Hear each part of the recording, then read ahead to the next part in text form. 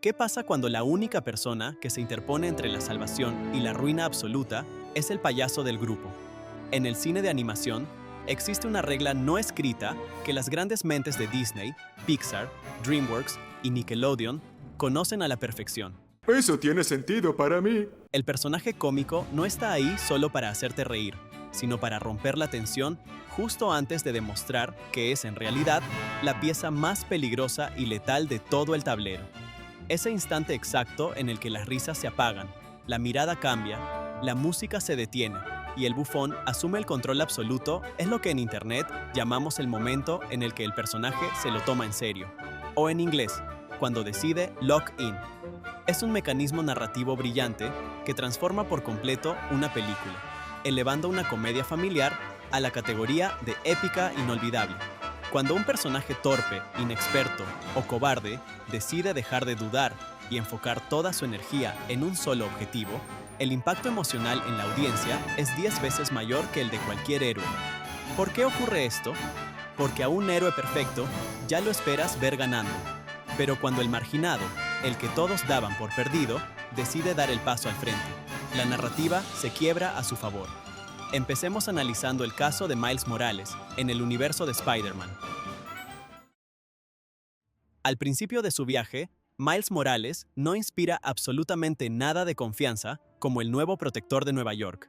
Es un chico de 14 años abrumado, atrapado en un traje que le queda grande y que ni siquiera puede controlar sus nuevas habilidades biológicas sin estamparse contra una pared o quedarse pegado involuntariamente a cualquier superficie. El resto de las variantes arácnidas, lideradas por un desgastado Peter B. Parker y una audaz Gwen Stacy, lo ven directamente como un estorbo, un peligro para la misión y para sí mismo. Pero el verdadero obstáculo de Miles Morales nunca fue la falta de entrenamiento, sino la falta de fe en sus propias capacidades. Todo cambia de manera radical cuando entiende que no necesita la aprobación de nadie más para portar la máscara. El famoso salto de fe no es solo una escena visualmente perfecta con una banda sonora electrizante. Es el momento exacto en el que Miles Morales decide tomar el control absoluto de su destino. Al soltar sus dudas, sus movimientos dejan de ser torpes y pasan a ser una extensión de su propia identidad urbana. Ese chico que no podía mantener el equilibrio termina derrotando en solitario a Kingpin, un monstruo imponente que ya había asesinado al Peter Parker original de su universo. Miles Morales demuestra que el héroe novato puede superar las expectativas cuando la situación lo requiere. Sin embargo, la verdadera prueba de fuego para Miles Morales llega en la secuela, Spider-Man, Across the Spider-Verse. En esta entrega, la estructura cambia por completo porque ya no cuenta con el respaldo emocional de sus mentores. Al contrario, se encuentra cara a cara con la Sociedad Arácnida, una gigantesca organización de élite liderada por el imponente y brutal Miguel O'Hara, también conocido como Spider-Man 2099. Miguel O'Hara ve a Miles Morales como una anomalía viviente, un error sistemático que jamás debió recibir sus poderes y que, para colmo, amenaza con destruir el tejido mismo del multiverso al negarse a aceptar un evento canónico, la muerte inevitable de su propio padre. Es en este punto de máxima tensión donde la madurez de Miles Morales brilla con una intensidad aterradora. Toda la sociedad arácnida lo persigue, tratándolo como a un niño caprichoso, que no entiende las consecuencias de sus actos, pero subestiman por completo la mente estratégica que se oculta detrás de su aparente inexperiencia. Mientras cientos de Spider-Man experimentados creen estar cazando a una presa asustada que huye por su vida, Miles Morales los está manipulando activamente. Consigue alejar a toda la fuerza de seguridad de su base de operaciones, utilizando su entorno y su agilidad para ganar tiempo, regresar en secreto al corazón de la base y activar la máquina para volver a casa. No estaba escapando, estaba ejecutando un plan maestro que nadie vio venir. Miles Morales se lo tomó tan en serio que dejó en ridículo a los mejores guerreros del multiverso para proteger lo que ama. Esa transición de marginado a leyenda es algo que Po, el entrañable protagonista de la franquicia Kung Fu Panda de DreamWorks Animation, comprende a la perfección. Po es la definición viviente de que nunca debes subestimar a alguien basándote en sus apariencias o en sus pasatiempos. Al inicio de su historia, es simplemente un panda obeso, torpe y fanático de las artes marciales, que trabaja sirviendo fideos en el restaurante de su padre adoptivo, el señor Pink, cuando el sabio y anciano maestro Oogway lo señala como el legendario guerrero dragón. Todo el Valle de la Paz, incluidos los 5 furiosos formados por tigresa, mono, mantis, grulla y víbora, lo consideran un chiste de mal gusto. Las burlas y el desprecio inicial de su nuevo maestro, Shifu, habrían quebrado el espíritu de cualquiera, y el propio Po no encuentra razones para creer que es el elegido. El punto de inflexión ocurre cuando el maestro Shifu descubre que el verdadero motor del potencial oculto de Po no es la disciplina tradicional, ¡Yo nunca me retiré! sino algo tan simple y cotidiano como la comida.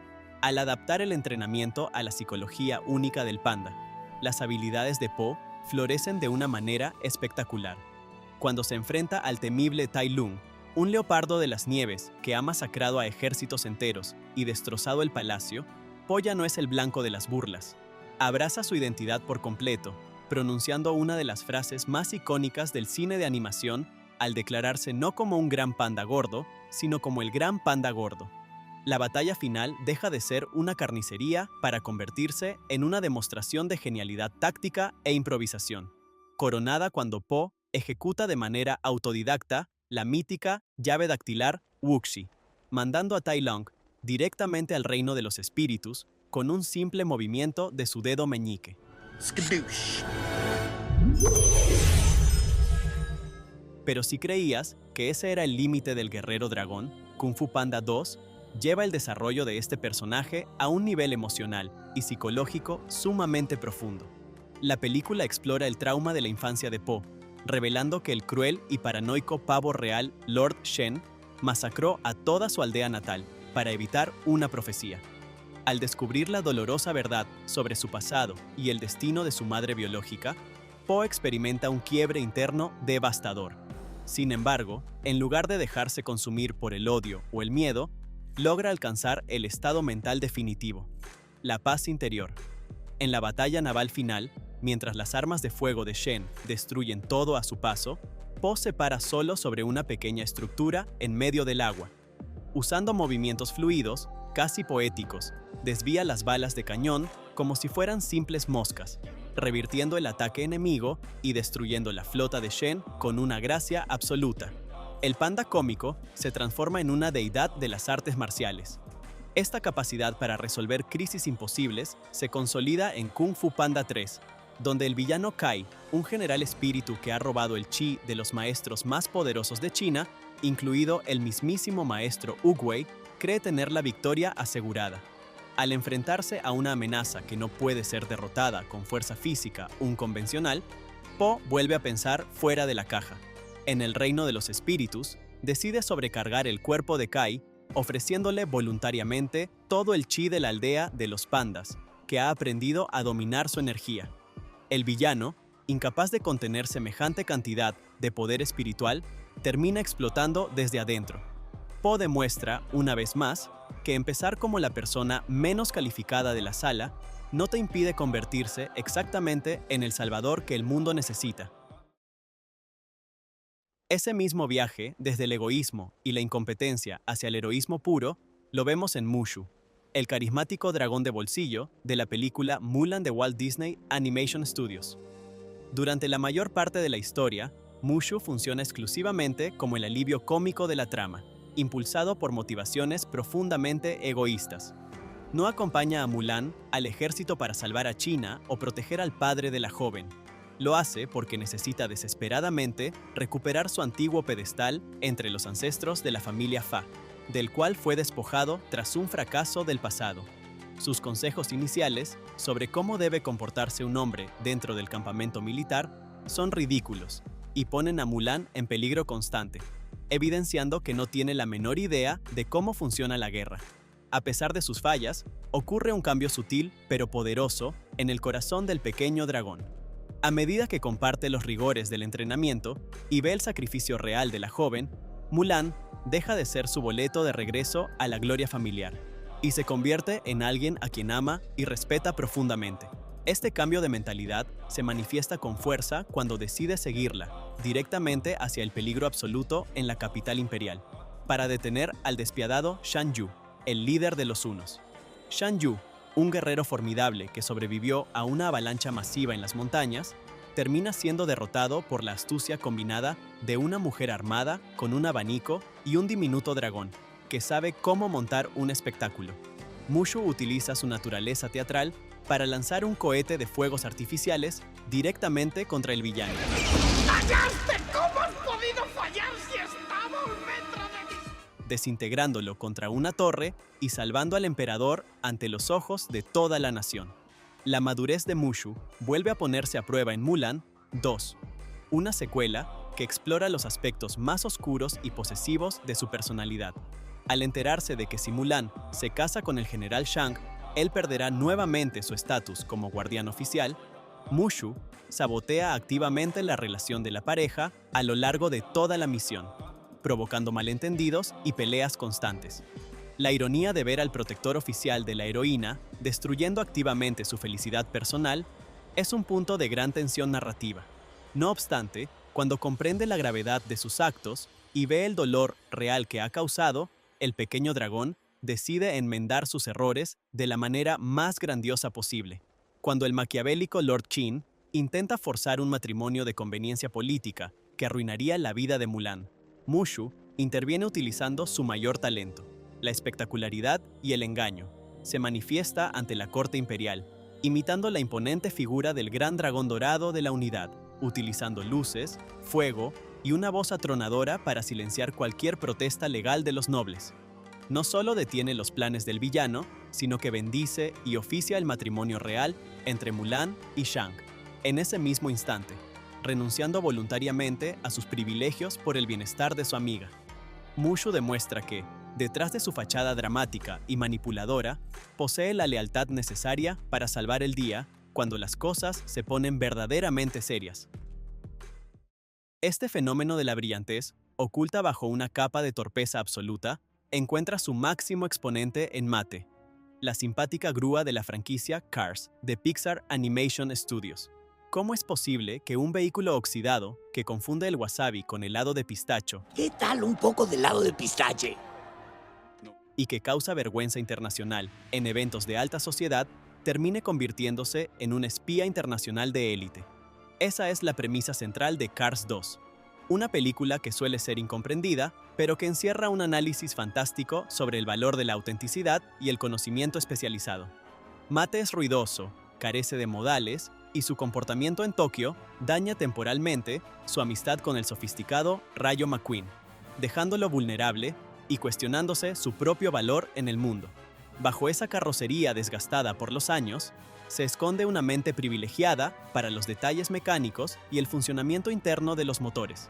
Mate no posee una inteligencia académica tradicional, ni el entrenamiento táctico de los agentes secretos Finn McMissile y Holly Shiftwell, pero su capacidad de observación y su resiliencia bajo presión son insuperables. Cuando la organización criminal de los cacharros lo captura y lo encierra en el mecanismo del reloj del Big Ben, Mate no se rinde. Utiliza su propia fuerza de tracción para romper las cuerdas que lo atan y corre a toda velocidad por las calles de Londres, para advertir a Rayo McQueen del peligro inminente, descubriendo a mitad de camino que los villanos han instalado una bomba de sensor sónico dentro de su propio filtro de aire.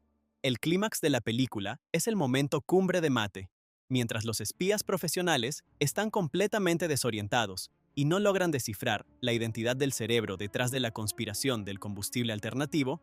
La grúa de Radiador Springs une las piezas del rompecabezas utilizando únicamente su conocimiento técnico sobre piezas de motor raras y fugas de aceite. Deduce que el multimillonario Sir Miles Axelrod es el verdadero villano que busca desprestigiar a las energías limpias para enriquecerse con el petróleo. Con el temporizador de la bomba corriendo en su contra, Mate arrastra a Axelrod ante la reina de Inglaterra y lo arrincona de tal manera que lo obliga a desactivar el explosivo mediante un comando de voz. ¡Desactívate! Bomba desactivada. El personaje al que todos consideraban un tonto sin remedio terminó resolviendo el misterio geopolítico más grande del mundo gracias a su fidelidad a sí mismo. Ese poder de la mente que opera de formas misteriosas nos lleva directamente a Dory, la inolvidable pez cirujano azul de la obra maestra de Pixar, Buscando a Nemo.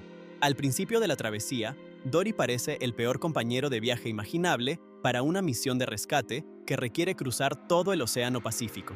El hijo de Marlin ha sido capturado. El tiempo corre, y su única ayuda es un pez que padece pérdida de memoria a corto plazo, olvidando nombres, direcciones e instrucciones apenas unos segundos después de haberlas escuchado. Su constante distracción pone a Marlin al límite de la cordura, ¡Dory! ¡Así cantan los charros! Más fuerte, ¿eh? pareciendo más un peligro que una ventaja. Sin embargo, la mente de Dory no es defectuosa, simplemente funciona en una frecuencia diferente, una frecuencia guiada por la intuición pura y la empatía emocional. Cuando la situación exige un milagro, la memoria de Dory se activa de formas sorprendentes y nítidas. El momento en que logra leer y memorizar a la perfección la dirección grabada en la máscara de buceo, calle Wallaby 42, Sydney, es un giro monumental en la historia. Dory no solo retiene esa información crucial durante todo el viaje, Te dije que voy a P. Sherman, calle Wallaby 42 City. ¿A dónde vas tú? enfrentándose a tiburones, medusas y corrientes marinas, sino que se convierte en la brújula emocional que evita que Marlin caiga en la desesperación. Sin la presencia de este pez aparentemente incompetente, el reencuentro familiar jamás habría sido posible. La verdadera dimensión psicológica de este rasgo se explora a fondo en la secuela, Buscando a Dory. Aquí descubrimos que su optimismo y su constante repetición de frases como ¿Qué hacer? Nadaremos, nadaremos en el mar, el mar, el mar. no son solo manías divertidas, sino mecanismos de defensa inconscientes para lidiar con el trauma profundo de haber perdido a sus padres cuando era apenas una cría. El olvido deja de ser un chiste y se convierte en una tragedia cotidiana. Cuando se queda completamente sola y perdida en los tanques del Instituto de la Vida Marina, el pánico amenaza con paralizarla. Pero es precisamente ahí donde Dory demuestra por qué es un personaje extraordinario. En lugar de intentar forzar su cerebro a pensar como los demás, confía plenamente en sus impulsos emocionales. Su corazón recuerda con precisión lo que su mente racional ha borrado. Siguiendo pequeñas conexiones asociativas y estímulos del entorno, Dory logra descifrar el rastro de conchas marinas perfectas que sus padres, Jenny y Charlie, han estado colocando pacientemente durante años en el suelo de la bahía con la esperanza de que ella encontrara el camino de regreso. Dory se salva a sí misma y a su familia porque entiende que a veces la lógica fría es inferior a la intuición guiada por el amor puro. Una transición similar desde la indolencia despreocupada hacia el sacrificio absoluto la encontramos en Timón, el hilarante suricato de la trilogía de El Rey León de Disney. Cuando Timón y Pumba encuentran a un pequeño y moribundo Simba en medio del desierto, la primera reacción del suricato no es de compasión o instinto paterno, es de pura flojera y conveniencia. Ve las responsabilidades como algo destructivo para su estilo de vida y solo acepta adoptar al cachorro cuando se da cuenta de que tener a un león de su lado les garantizará protección total frente a los depredadores de la sabana. ¡Que te reconcome! Nada, él está arriba de la cadena alimenticia. ¡Ah! ¡Cadena alimenticia! Durante años, cría a Simba bajo la estricta filosofía del Hakuna Matata, enseñándole a ignorar el pasado, evitar los problemas y vivir al día sin preocuparse por el mañana. Todo este paraíso de egoísmo se derrumba cuando Simba decide regresar a las tierras del orgullo, para arrebatarle el trono a su tiránico tío Scar. Timón se siente traicionado y abandonado, argumentando que su amigo está arruinando la vida perfecta que habían construido juntos. Pero detrás de toda esa retórica cínica y cobarde, se esconde una lealtad inquebrantable.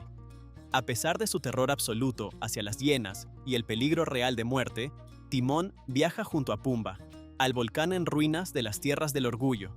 Para darle a Simba la oportunidad de infiltrarse en el palacio sin ser detectado, el suricato acepta realizar la tarea más peligrosa imaginable: actuar como una distracción viva, vistiéndose con una falda de hula hula y ofreciéndose como un banquete apetitoso ante un ejército de hienas hambrientas.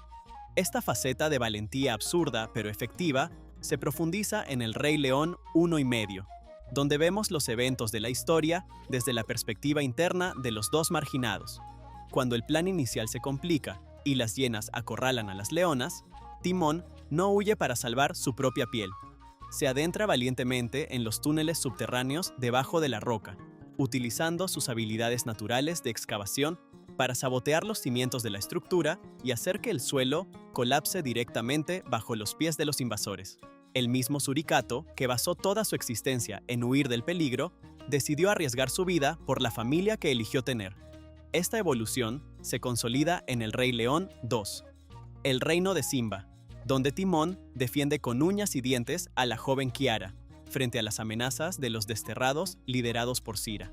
Su cobardía desaparece por completo cuando la seguridad de los suyos está en juego, demostrando que incluso el personaje más egoísta de la sabana puede transformarse en un protector feroz cuando la situación exige seriedad absoluta. Y si hablamos de personajes que camuflan su sensibilidad detrás de una fachada de locura y torpeza, es imposible no mencionar a Sid, el perezoso de la saga La Era de Hielo de Blue Sky Studios.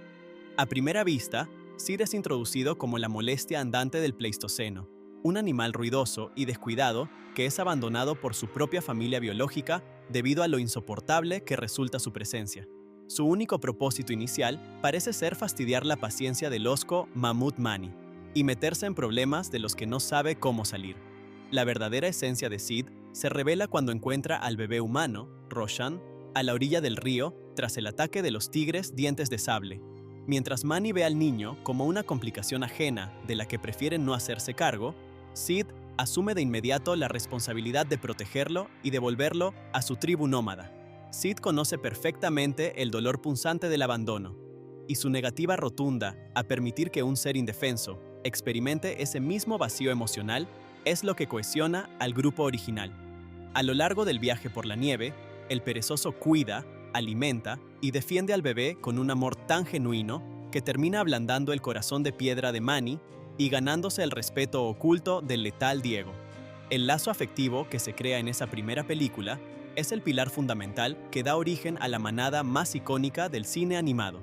Esta obsesión protectora vuelve a manifestarse en La Era de Hielo 3, El origen de los dinosaurios, una entrega donde los traumas infantiles de Sid regresan con fuerza.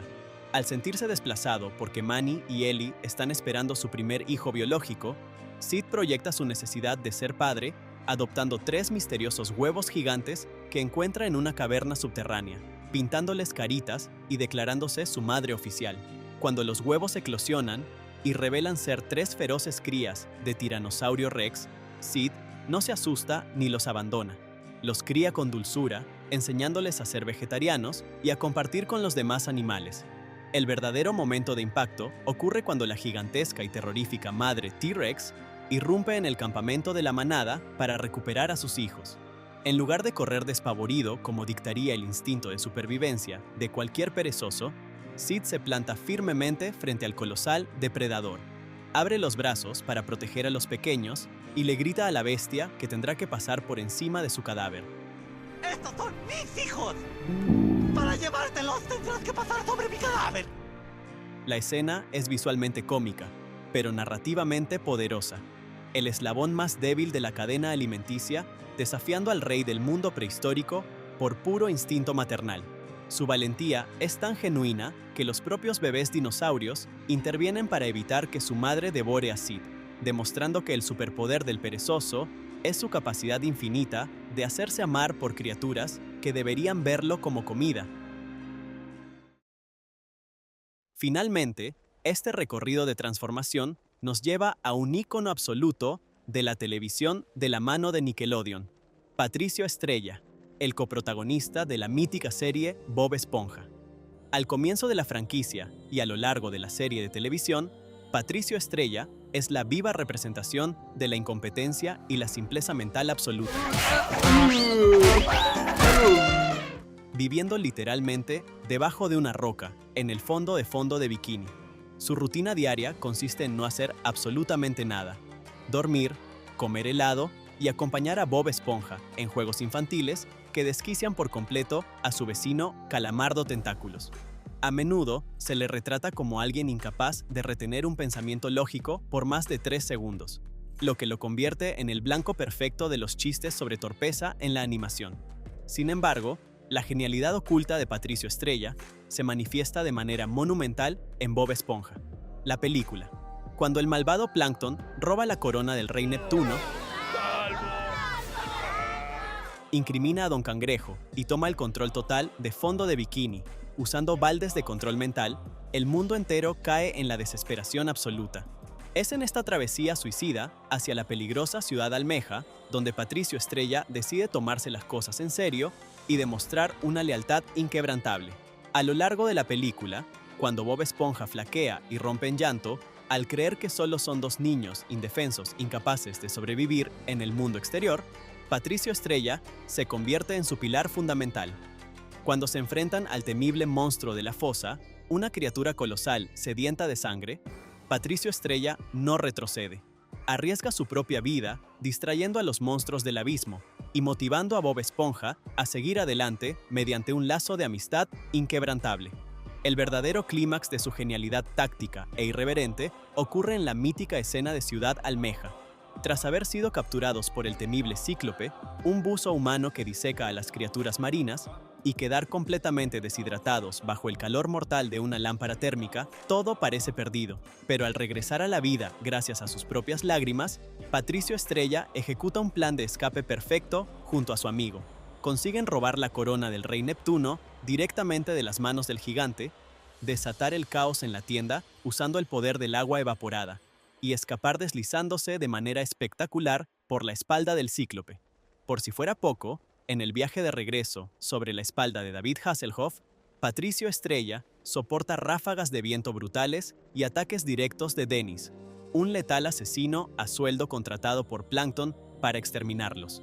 Patricio Estrella usa su cuerpo para proteger la corona y asestar golpes críticos que neutralizan las amenazas en pleno vuelo.